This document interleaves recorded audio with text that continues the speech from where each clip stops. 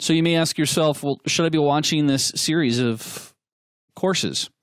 Well, that depends. The folks that are going to get the most out of this particular course are going to be those that are security officers within their company, possibly also auditors, and this could be both internal auditors or external auditors, security professionals, and this would include consultants, site administrators, as well as just standard administrators, and also anybody or anyone that might be worried about how secure their environment is.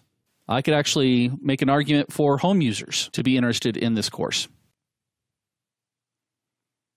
So how do you maintain your certification? You go off, let's say you go off and get your certification. There are actually some things that you have to do to maintain it. First of all, it's all about the points. EC Council came up with what they refer to as the EC Council Continuing Education Credits. Now, these credits are basically points that are given to you based off of activities to show that you're keeping up with the industry. Some of those activities can include attending different conferences. In fact, EC Council puts on 2 different conferences, or they sponsor them, one of them being Takedown, and the other one being the Hacker Halted Conference. You can also get credits for attending Black Hat or any other security-related conference. If you write any type of research papers concerning security, maybe some of your experiences, or maybe you've come up with a new way of looking at a particular vulnerability, can count as an ECE credit. Training. If you do any type of teaching or training, whether it's internal, or I actually do several community training sessions, and I'm able to gain points for doing those particular free sessions. I volunteer my time. Also, reading related subject materials. Now, just don't make things up. And that matter of fact, that applies to everything here. Don't say, well, yeah, I wrote a research paper, because when you go to fill out the form to apply for these credits, they'll ask for evidence. In some cases, you have to fax over the materials that you read or give them links to the research papers that you created.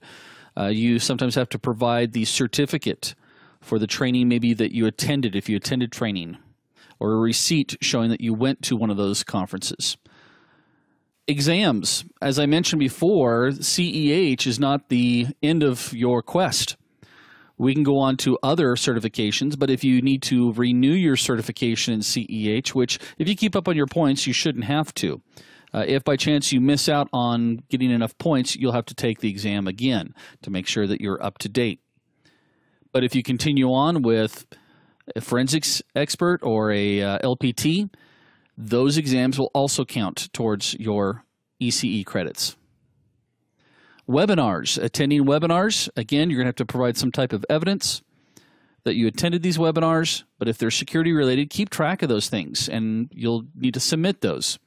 So how do you submit them? Well, first of all, you have to, these points are cumulative every year or in a yearly fashion or yearly time frame, and it starts from January 1st till December 31st.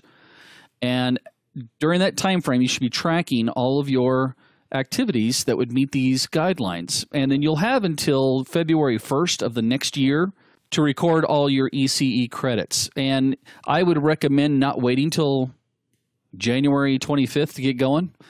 You want to get these out as soon as possible, maybe even as you attend, and you'll have access to do this. I'll show you here in just a second where you go to apply for these points. But EC Council has to verify. They don't just take it for granted that, hey, yeah, you said you did this. This is one of the few companies that I've seen that actually goes through and does a lot of verification. So make sure that you get those recorded by February 1st. As far as how do you record your ECE credits? Well, it's very easy. Once you get your certification, you'll receive an invitation to the Aspen website, which is basically a website, used to be called Delta, for certified ethical hackers or anybody that has a EC Council certification. And from there, there's a link that you will go through and click on and submit your ECE credits. Now, if you have any questions about some of your credits, you can always contact EC Council. They're very friendly about answering, does this particular situation apply? Or would it be one that would get me some credits? They'll be more than happy to help you out with that. At the time of this recording, there was the rumor going around that starting in 2015, they may actually start charging an annual fee as well. But you'll want to check with EC Council to see if that actually took place.